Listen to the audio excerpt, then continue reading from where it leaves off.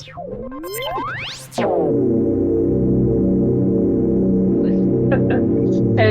name is Victoria Moffat, and welcome to this webinar. Welcome to Secrets of Successful the Submissions. I will start with, I think, some introductions. I'll let you go first, Alec, actually. Yeah, sure. So my name's Alec Tomashevich. I'm the head of USA Research Development at Chambers. I'm now based in our New York office. I moved in January of this year after having been in London since 2017 at Chambers. So yes, it's been an exciting few months.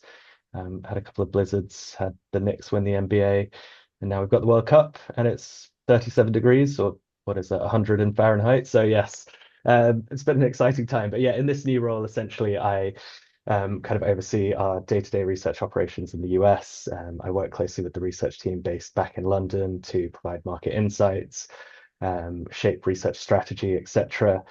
I also serve as a bit of a sort of boots on the ground contact for firms based in the US if they've got questions about our research process or want to discuss new submission ideas, sections, etc. That's essentially what I'm here for. Amazing. Thanks for that. You forgot, of course, Taylor Swift getting married. That is the major Yes, event that's true. happening today. How could I forget that one? You forget. Perfect. So thanks for that. My name is Victoria Moffat. So I run a business called Lectrex Communications.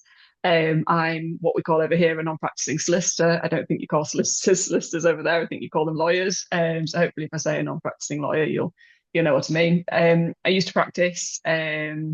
I have been running my PR agency now for nearly 15 years, and have been doing directory submissions both here and in when I was in practice for nearly 20 years now. So although I've never worked for Chambers, I've never worked for Legal 500, directory submissions are something that I've always done, always been pretty successful with, and just something that I really enjoy. So we've done these webinars in the past with the UK editorial team, and actually just seemed like a really nice opportunity to reach out and come and speak to you guys over in the USA. So yeah, hopefully this will be a really insightful chat today. Hopefully everybody will go away learning something. I'll quickly share the the first poll actually. In fact, I think we're only doing one poll. Let me see if I can dig it out. I think I can. One moment. Basically, it would just be really helpful for me to know, you know, what you're hoping to get out of today's session, because I know we've got some lawyers on the call, I know we've got some marketers. So if you could just really quickly write in there what would be helpful for you, it could just help Alec and I to make sure that we're um, just being helpful, essentially. So while you're doing that, I also just wanted to mention really quickly that if you are sort of active in writing your team's submissions or your firm submissions, we do have quite a few free resources that you can use. We have a resource hub on our website that you can join and access, and that has all sorts of top tips and videos and things like that. And you can also find us on YouTube, if that's helpful. And at the moment, it is only UK based, but if we do get some interest for you guys, we can look to create a secondary version for the USA market, which is our Legal Directories newsletter, which is called the Directories Bulletin, which I know that quite a few people find really helpful. So yes, do go and have a look at our resources. And another thing you can do, and there will be a link to this at the end of the webinar, is if you want to, you can book 30 minutes for me, 30 minutes with me for a no obligation, completely free Zoom chat, which will just give us an opportunity to it'll give you an opportunity to ask any questions on a one-to-one basis. Like I say, no obligation, no fee. It's half an hour out of your day. You might find it helpful. Quite a few people like it over here in the UK. Anybody else want to add to the poll? That would be really helpful. I think 4 of you have replied. I'll give you just another 30 seconds if anyone has anything to say. I haven't asked what your roles are because I checked you out before we joined, actually. I'll end the poll now. See what we.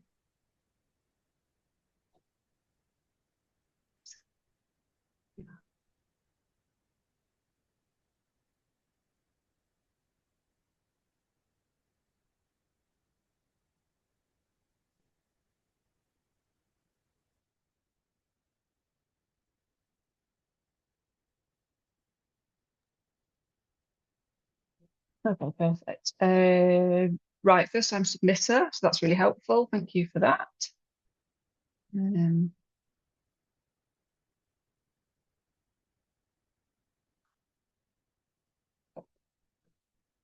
Sorry, it keeps wanting to open on my second screen. See that? There we go. Tips and tricks. I know everything. Excellent. We love somebody who knows everything.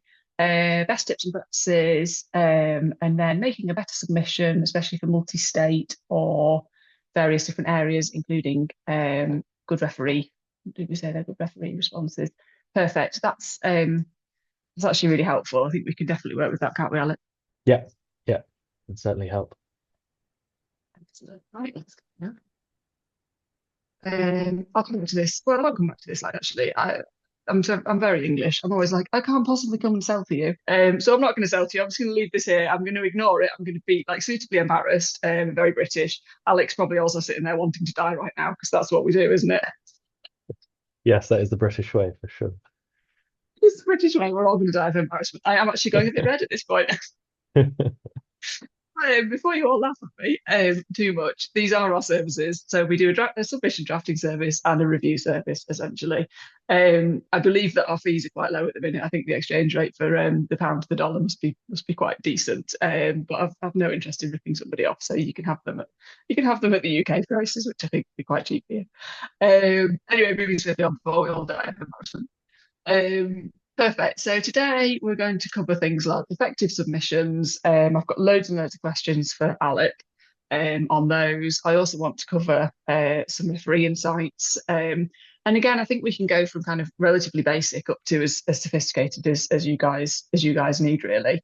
There will be time at the end specifically for questions, but honestly, if anything sort of comes up during the session that you think I really want to know the question to X, Y, and Z, just stick your questions in the chat box, and I will be checking it as we go, and I'll try and address any questions as and when they come up. We'll do a bit of insight into interviews. Alec, if you've got any updates for this next round of submissions, then that would be great if you're happy to share them. I've just assumed that people have questions about AI, so we're just going to kind of cover that in a little bit of depth, aren't we, Alec? Yeah, And if anybody has anything specific that they want to know, then ask why. We were chatting beforehand, weren't we, Alec? And you were saying that there are some things that you may not be able to answer just yet because things are changing so quickly with regards to how AI is working and how firms are dealing with it, that there may just be some things that Chambers just doesn't have a stance on yet. And I think if that is the case, then you'll either decline to answer or you're quite clear and just say that that's the case. Is that yeah, fair? yeah, absolutely. Perfect. Amazing. And then questions at the end. So, effective submissions, what makes a great submission? And I think my first question to you, Alec, is, are there any secrets to a really effective submission?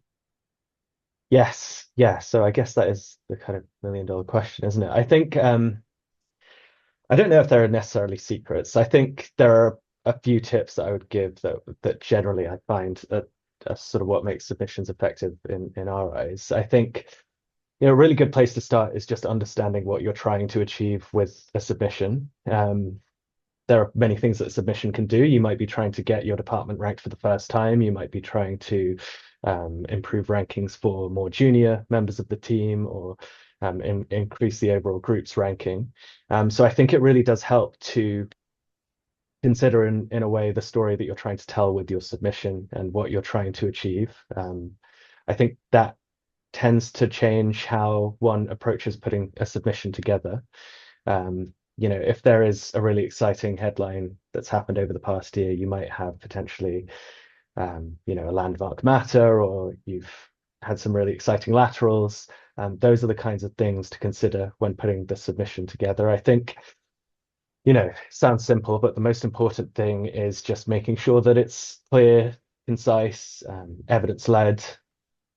You can use this as your opportunity to demonstrate the team's sophistication, the team's depth, etc. And another one that also does quite sound simple, but you'd be surprised how commonly this is missed, is just making sure that you're kind of organized about it, right? So getting submissions in on time, utilizing the tools that are available to ensure that referees are aware that we're reaching out to them to maximize referee responsiveness. I mean, many of you will be aware of the referee management tool, which is helpful in that regard. And also just keeping open lines of communication with the research team. We're always happy to help if you are struggling with referees not having heard from us, etc. Or you're unsure of where exactly something might fit on a submission. You can get in touch with me. You can get in touch with other senior researchers, and we're very happy to help.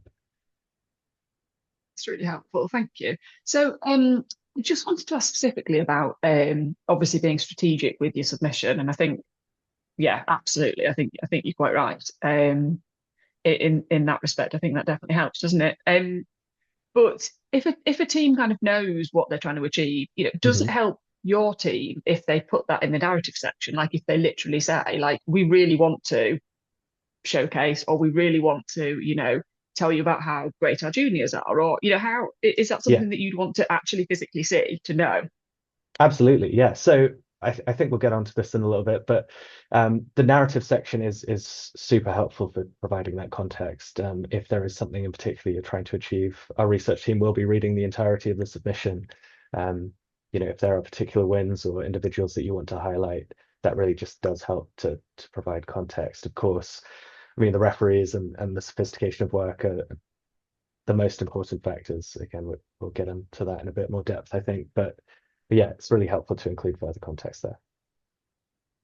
Okay, that's really interesting. I mean, I don't know how well, I do know how other people do them because we obviously see lots of submissions. But one thing we quite often see is that a firm will draft one narrative section that they then drop into every single submission that they do. I personally feel like that's a massive wasted opportunity, because presumably because it's a team submission.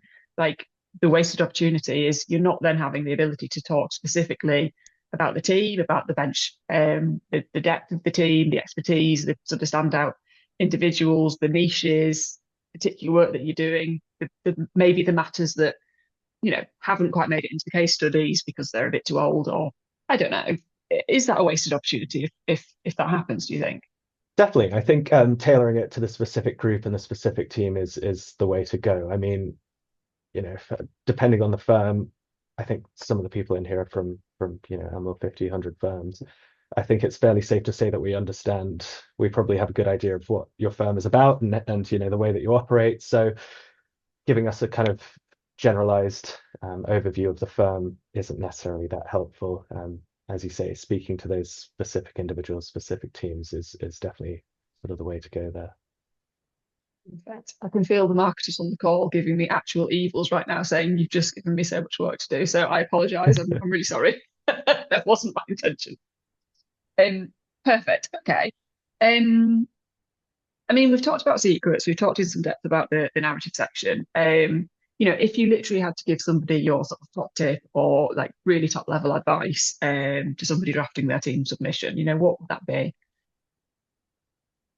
Yeah, so I think, well, I think this is something I touched on previously, but that open lines of communication point is I think something that's often slightly underrated. I know that chambers can sometimes be a little bit of a mystifying process, and it can be unclear as to why your referee hasn't been contacted or why a particular decision has been made.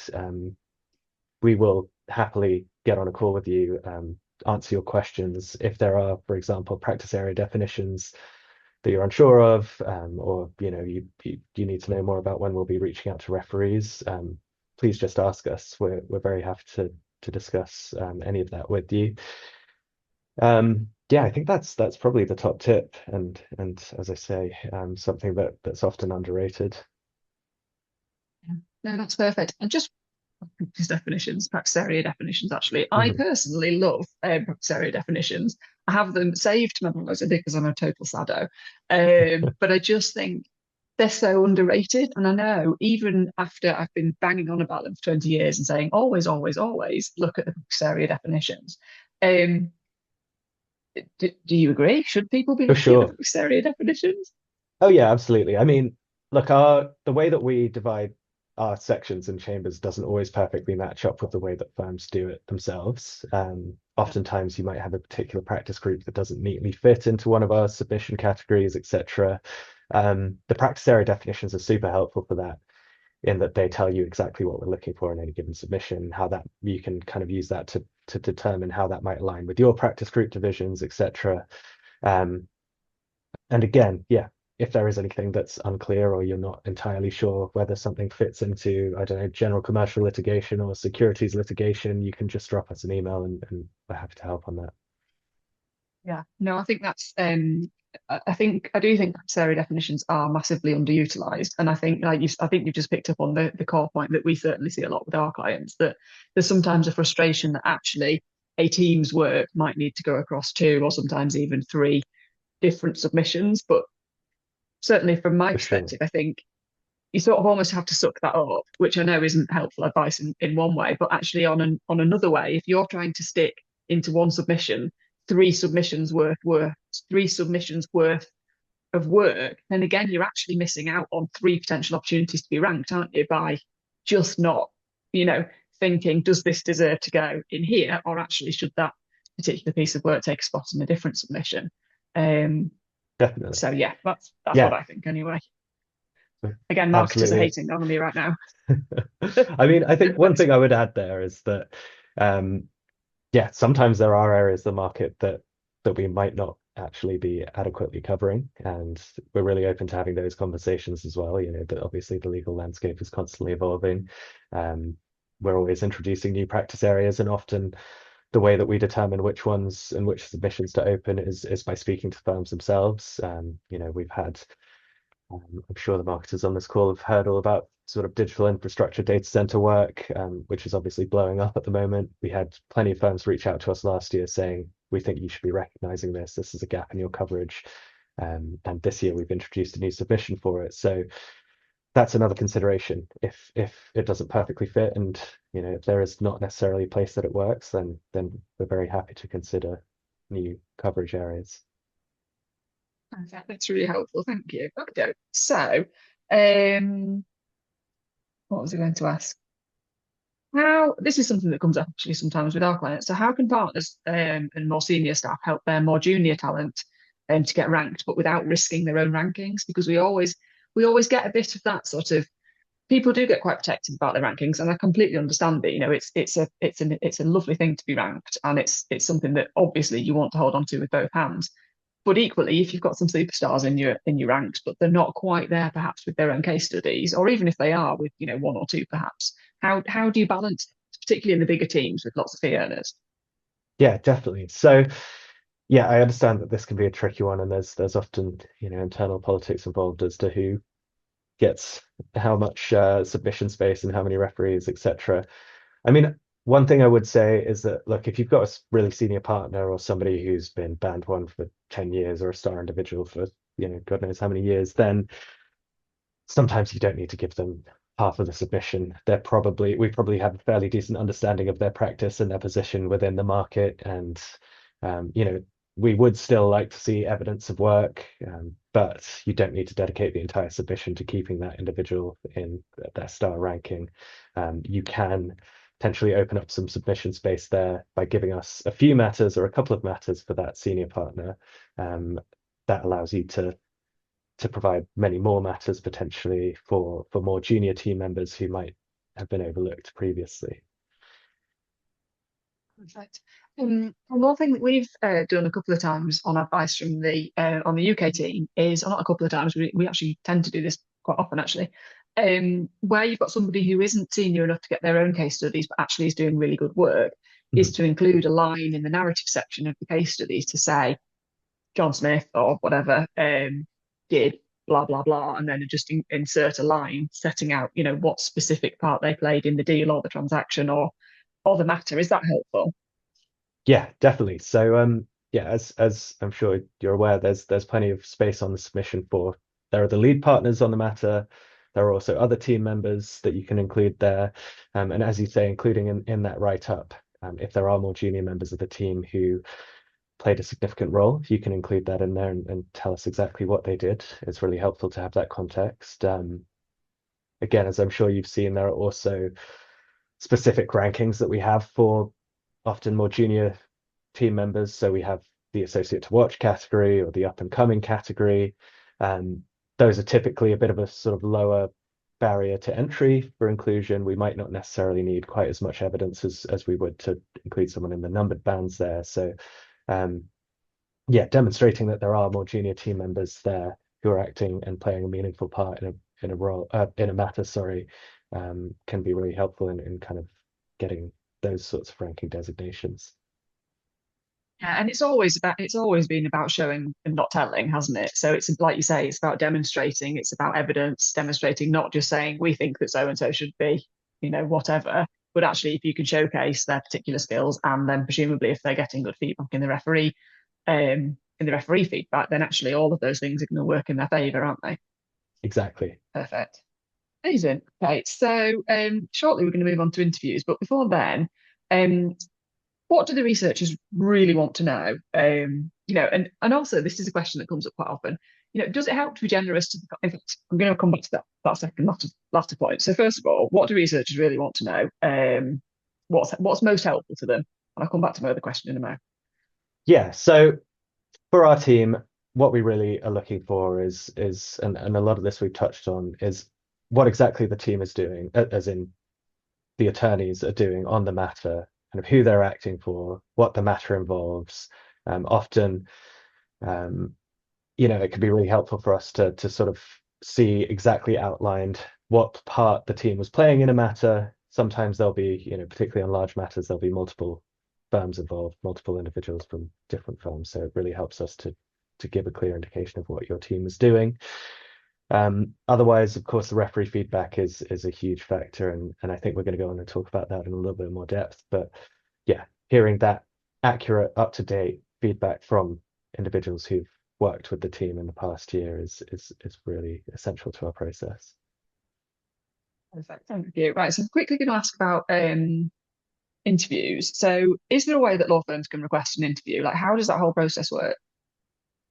Yeah, so generally, we select a cross section of firms to interview year on year basis. I mean, look, we'd love to interview every firm that submits, but in some of those large sections, particularly, we can get upwards of 100 submissions, and unfortunately, we don't have the time or resources to interview every firm. So our research team will select specific firms and individuals that they want to speak to, and usually that's, as I said, a cross section of the market. So generally, some of those will be, at the very top end. Others might be sort of mid-market and perhaps sort of up-and-coming firms or boutiques, etc.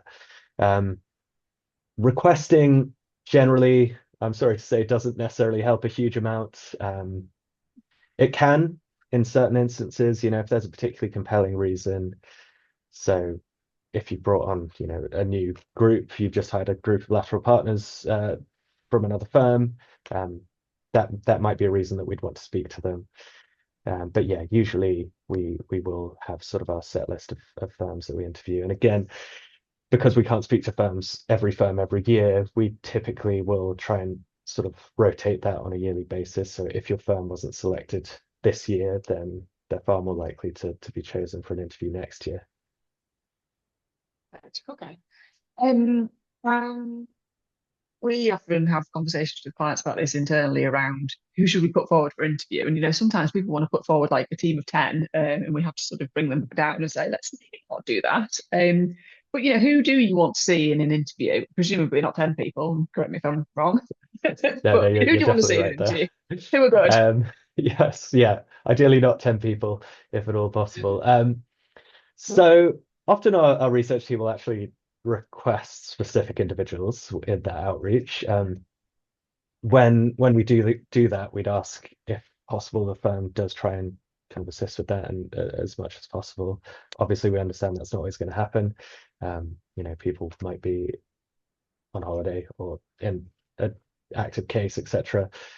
But we choose those individuals based on specific kind of attributes. So perhaps they operate in a particular niche of the market that we're trying to learn more about, or they might be on a little bit more junior, and we're trying to gain some more information on sort of their peers in that age group. So where possible, we'd ask that you do sort of put those attorneys on the call if you can. But generally, I think the best interviewees are those who, can speak to the group's broader practice. They have a good understanding of the work that the group has been doing. It's always helpful for us to hear about trends that they're seeing in the market, things that they see on the horizon, as well as perhaps kind of exposure to other attorneys in the market. So it's always helpful for us to hear about other firms who they might see kind of across the table on a deal or in court, etc. In fact, yeah, that's really helpful. Okay. Um, one thing I always say to our clients is, be nice about the competition, be nice and be generous, and you know, karma will come round for you. But on a serious note, it's funny, we do get, we always get the same feedback, and I'm sure you get it sort of 10 times over that, oh, so and so down the street, they're rubbish, they're doing awful work, they're more highly ranked than us, we're much better than them, we should be tier one, we're only tier three, why, all of this. I get it, I do. Yeah, But I still think for me, it's, you should be generous about the competition, and it helps to get really good, honest feedback about the market. But, I'm not suggesting you tell fibs about anybody, but, from a research perspective, do you want to know about other firms? I think you do, because I think you ask quite often, but what's your sort of hot take on that, really? definitely. So yeah, I mean, it does. I think what our team is looking for is kind of open, honest feedback about the market. We want to hear an impartial assessment of those that they've worked with, they've seen, out and about and on deals in court, etc.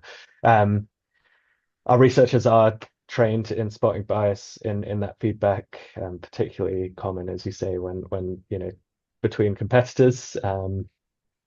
It's often interesting, we'll go in and read the feedback, and you might see there's one specific individual who year on year says something negative about a particular firm or another individual, whereas the rest of the feedback is glowing. And then you look into it a bit deeper, and turns out they were once partners, or they were at the same firm and they potentially had a falling out or something along those lines. That's an obvious Right. example, but we do look out for that kind of thing. So um, yeah, I think it helps to be generous, but also, what we want is the most important thing for us is that it's impartial. So, you know, if there are firms or attorneys that potentially haven't impressed for whatever reason, it is helpful for our researchers to hear about that as well. But again, I mean, this goes back to the wider point of the kind of factors that we assess. Market feedback is helpful, but it's not necessarily the primary factor. It usually sort of colors and provides a bit of context to the information that we gain from referees and submissions. So again, we're not going to, drop someone from the rankings just because a firm said that they weren't impressed with, how they litigated. Yeah. Well, it's research in the round, isn't it? It's just a bit of everything from lots of different, lots of Exactly. sort of inputs. Perfect. Okay, we're shortly going to move on to referees. If anybody does have any questions about the submissions, then do feel free to drop them in. I will move on to referees anyway, but if anybody does have questions, we can always circle back and pick them up in a moment. So moving on to referees. We were always told that the referee spreadsheet is the most important part of the submission, which still shocks me when I say it because we spend so long on the actual submission. But is that still the case? Yeah, so I would say, I mean, I think I'd hesitate to say that is the most important part. It is an essential part. Yeah. I think all of the factors are incredibly important. We don't necessarily assign a weighting. So, referees account for 50%, work accounts for 30%, etc. Um, but, referee feedback and the written aspect of the submission are by far the two most important factors for us. Yeah, I think making sure that we have feedback from your referees can be a bit of a make or break, right? If it's a close call, or we don't quite have the evidence from the work or the market, then client feedback will often put that over the top and encourage us to make that decision. I think fundamentally Chambers is essentially a client's guide to the market, right? So if we're hearing from your clients that you've um, given them incredible service and you performed really well on a matter, that's obviously going to weigh into our assessment very heavily. Perfect. So what does a good referee look like for you guys? Yes, yeah, this is always a tough one, I think. I think often something we encounter is that firms will put forward the most senior person at the client. So that might be the general counsel or CEO, etc. Um, Obviously, they're really helpful for us to speak to, but oftentimes they might not get back to us for whatever reason. Obviously, they're very busy people. Also, they may not necessarily have that much exposure in the day-to-day to the actual attorneys. They might be sort of overseeing the work, but not sort of in the trenches, so to speak, with them. So the most important things for us are that kind of recent experience. So active insights from the sort of prior 12-month period of working with the attorneys, being able to provide an assessment as to how they performed on a matter, what their strengths and attributes are, etc. I think also, of course, that time and willingness to speak to us and respond to outreach. We will reach out to every single referee that is given to us if we are able to. So, that's always helpful to have a responsive referee because that will, of course, give us more of a sort of pool of evidence on which to base those ranking decisions.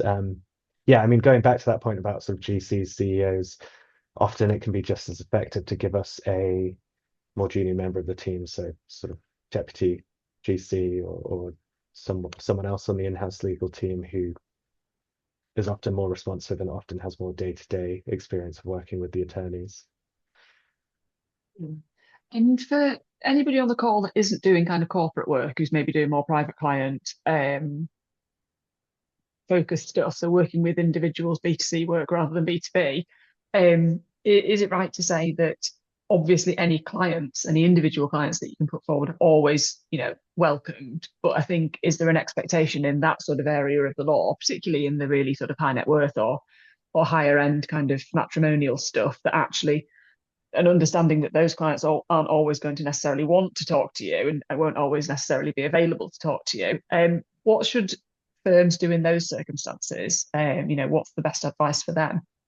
Definitely. Yeah, so there are plenty of kind of, I suppose, sensitive practice areas that we cover. So white collar litigation is a big one that we encounter this issue in sort of fairly regularly. I mean, understandably, firms often don't want to put down a defendant in a white collar case as a referee. In those sorts of submissions, they tend to put forward co-counsel or others that have worked kind of closely with the firm. So other attorneys can also be referees in those sorts of instances, and they're often just as helpful in providing that up-to-date feedback. Yeah. And what about external experts? So accountants, trying to think of some good examples. Accountants are a good example, aren't they? Yeah, Anybody like that that's sort of also in a professional environment, sort of understands what Chambers is for and what it's about. Are they also good referees? yeah. So it does depend on the practice area. I would say first and foremost, in an ideal world, we want to speak to the clients. If that's not possible, then yeah, other attorneys or other experts, as you say, are also helpful.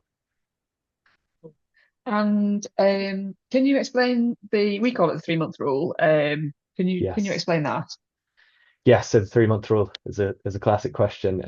Basically, in short, I mean, a lot of the people that we're contacting are very busy. They might work with many firms. What we're trying to do with the 3 month rule is avoid overburdening them with our outreach. Essentially, we will contact a referee once within a 3 month period. In that outreach, we will make sure that we cover all referrals that attorney has, all referrals, sorry, that referee has. So if they're referred by multiple firms or in multiple practice areas, we'll make sure that that's all covered in one call. Essentially, that stops us from just having to, there are certain referees who might be referred by, I've seen, 10 plus different firms. And if we were emailing them every other week, I think they'd probably lose patience with us fairly quickly. So yes, that's why we do that. And I know that it can be problematic when there are, rolling submission deadlines, etc.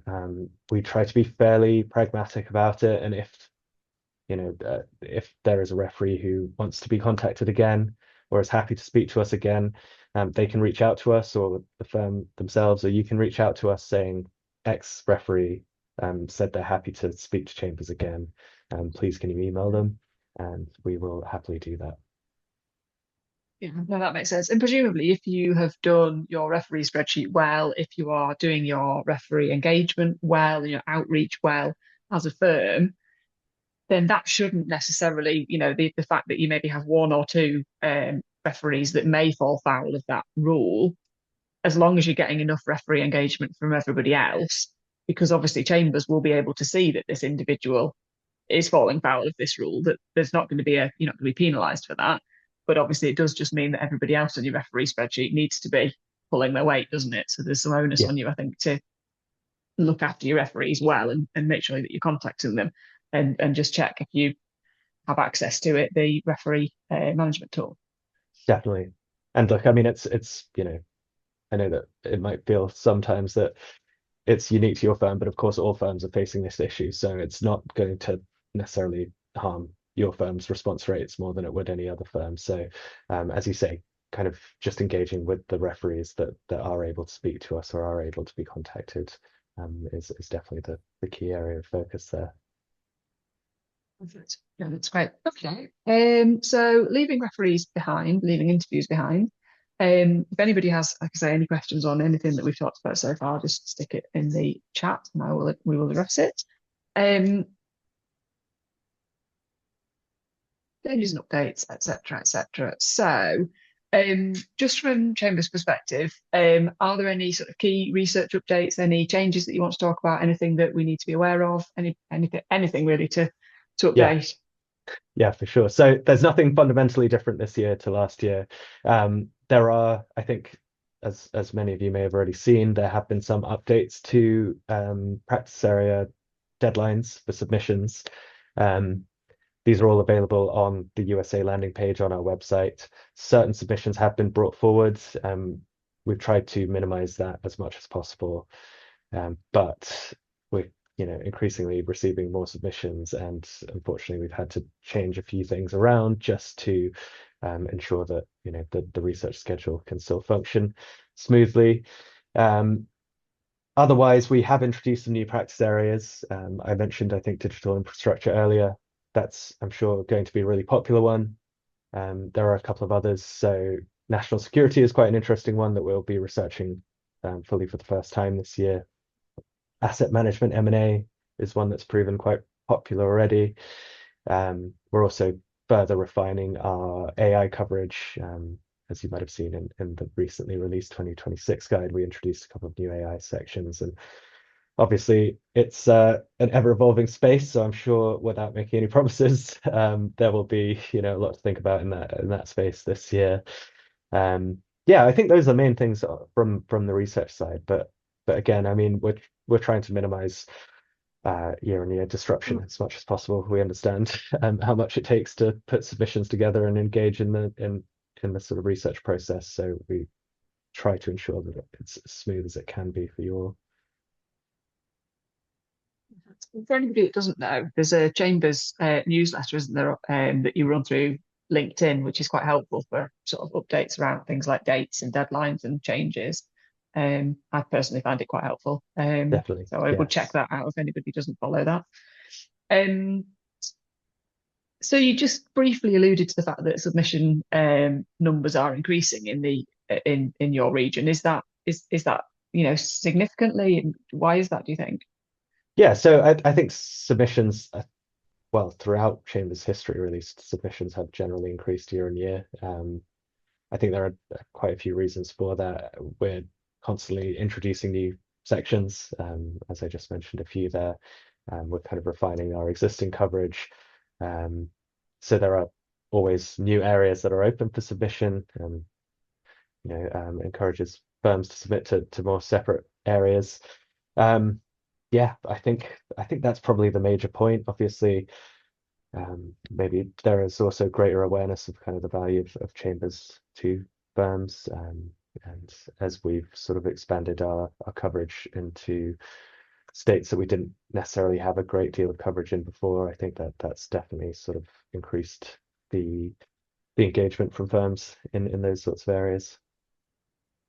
Yeah, no, that's interesting. And I was just going to say something to that then. What was I going to say? Oh, I know. So I don't know if this is something that's making it back to Chambers, but actually from a PR perspective, from the various digital marketers that we work with and we have relationships with, Chambers is coming up consistently actually as a sort of key.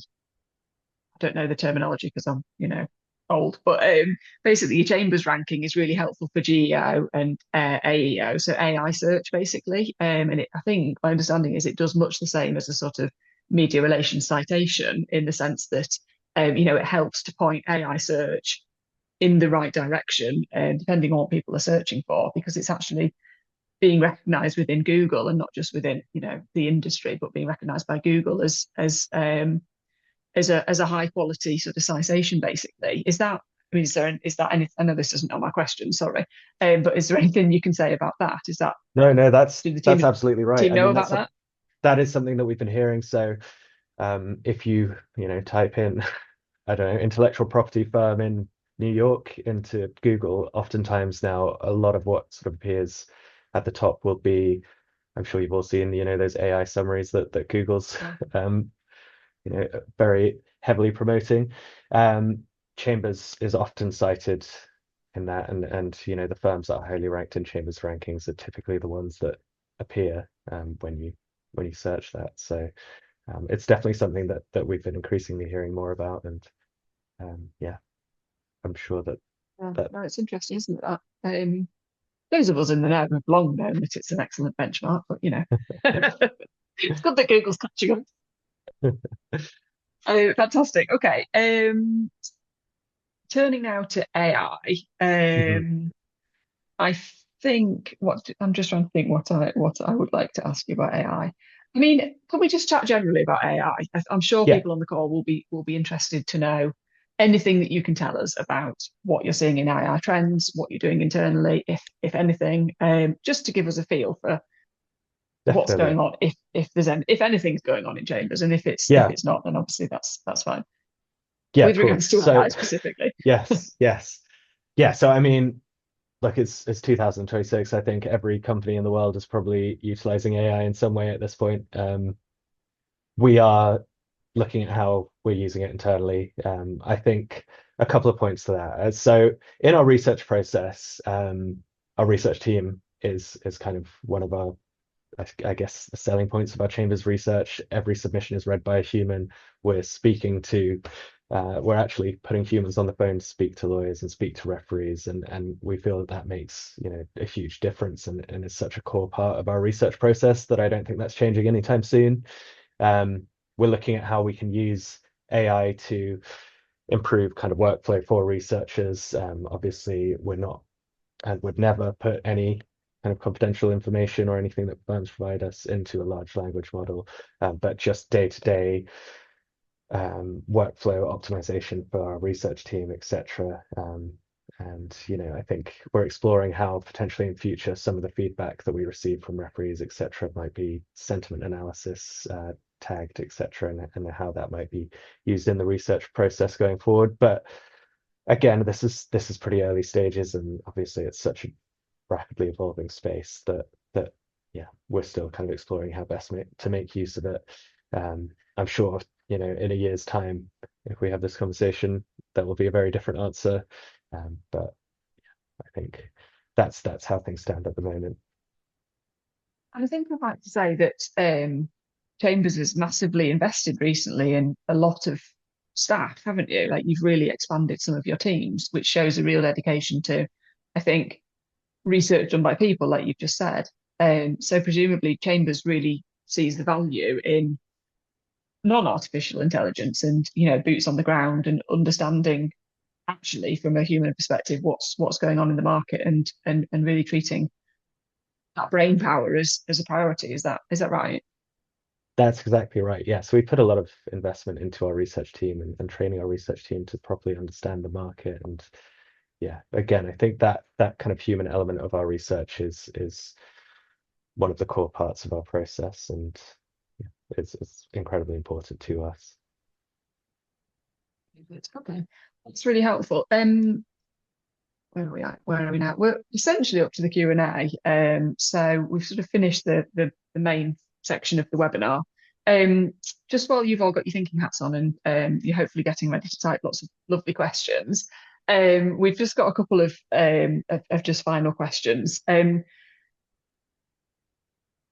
this is just fun, really. Who do you think writes the strongest submissions, lawyers or marketers? Well, yes, I suppose that's an interesting one. I guess I'd better tread carefully given that there's lots of marketers on this call. Um, I think maybe this is a bit of a cop out, but I think genuinely it's probably a combination of the two, right? Working in tandem. Obviously, I love lawyers how are the you're ones. swerving this. No, no, You're no. walking a line here, right? I've got, I do have actually something to say on this. So, lawyers are the ones who are doing the day-to-day work. They will probably have the best understanding of the work, why it matters, and they will be able to kind of share with us, the work in the best possible way. Marketers, I mean, of course, they also will understand the work, but they also understand Chambers' process. They have that kind of structure. They have that understanding of submission structure, what Chambers researchers are looking for. And, I've heard it from a few people that it can sometimes be slightly difficult to wrangle those competing personalities, and it's a bit like herding cats, trying to get sort of all of the lawyers onto a submission and get all of that out on time. So obviously that's an incredibly important role that I don't envy, and that marketers play. Yeah, no, absolutely. No, I mean, I jest. It is a silly question, but I was interested to see if you had any thoughts on that. For sure. Nobody's put any questions in the chat so far, so if nothing comes through, we will finish shortly because I'm sure everybody is desperate to get there to go and get their lunch. Um, I think just to close then, are there any unexpected benefits that you can think of? For firms that are ranked. We know all of the obvious ones, it's a great kite mark, all that sort of stuff. Obviously, you've got GEO and AEO and AI search gains. Is there anything else that we've maybe not thought of that could be a benefit, do you think? Yeah, that's a really good question. So yeah, I think that one that we touched on earlier of that kind of increasing importance of things like Chambers in AI search is something that I think people are quickly catching up to. Obviously there is, that impartial independent mark of quality that I think is what Chambers is known for, that kind of credibility. I think often we're hearing from firms that they're more and more using it sort of internally for personnel sort of benchmarking, or it might be helpful for recruitment purposes or identifying potential sort of strengths and gaps.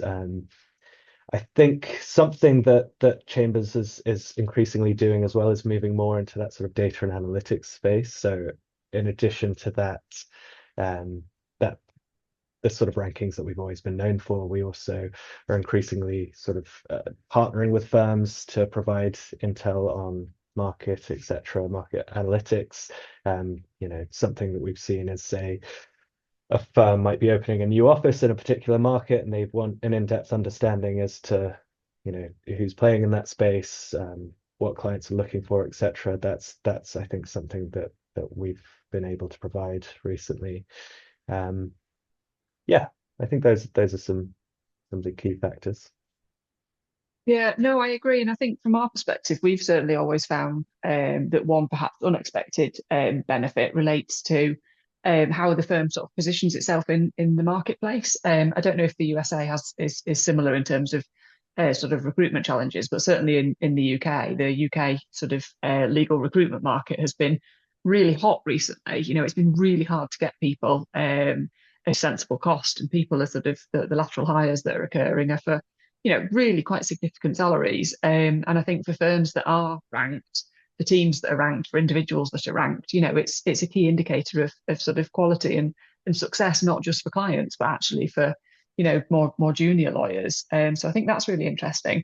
And then another thing that we're seeing as well is almost the opportunity to appear in the Chambers submissions, again, at that more junior end of the market, can be seen as a real benefit, an unpaid benefit, really, as as it were, because you're not, on paper there isn't a financial benefit, but if your firm will support you so that you can secure a ranking, then obviously that kite mark will stay with you. And if you do sort of need or want to move around in the market, that stays with you. But it might be that if you have been supported in your sort of chambers aims, that you're more likely to stay, perhaps because it just feels like a nice sort of touch point. And for the law firms themselves, there's very little cost in doing that, and it can be a really nice, effective, like little added bonus, can't it, for an employee? So that's certainly what Definitely. we've seen anyway. So I don't know if that's something you've come across, but yeah. Absolutely. Anyway, I haven't seen any questions. And what I would say is if anybody does have any specific questions that they want to put to me, these are my details on the screen. Never any issues with anybody just getting in touch to ask any questions. When the actual webinar finishes, you will get a survey that will pop up. I would be so grateful if you could just give us some feedback. It won't take you long. It's less than a 5-minute job, and we finished early, so there's really no excuse. But no, on a serious note, that's always really helpful to us. Like I said, go and have a look on the website for any of our free resources. Feel free to sign up to our directories bulletin. If I can see that you're in the US and if we get enough people signed up, I will make a US version that will, kind of work with the USA deadlines. This webinar will be available to watch on demand, and I will send out a recording of it. It won't be ASAP, it'll probably be in a week or so.